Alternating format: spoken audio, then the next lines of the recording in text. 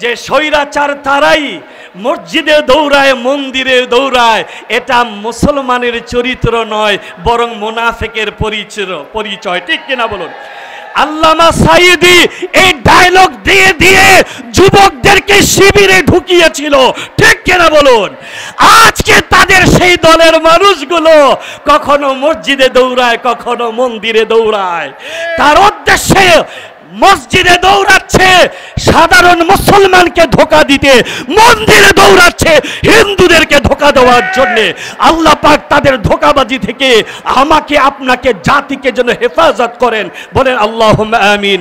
ওয়া মা তাওফীকি ইল্লা বিল্লাহ, আলাইহি তাওয়াক্কালতু ওয়া ইলাইহি উনীব। আসসালামু আলাইকুম ওয়া রাহমাতুল্লাহি তাআলা ওয়া বারাকাতুহু। সংগ্রামী সাথী ও বন্ধুগণ, আমাদের সামনে সম্মেলনের মঞ্চে এসে উপস্থিত হয়েছেন হাটহাজারী মাদ্রাসার মহাপরিচালক আল্লামা খলিল আহমদ কুরাইশি। আরও উপস্থিত হয়েছেন পটিয়া মাদ্রাসার মহাপরিচালক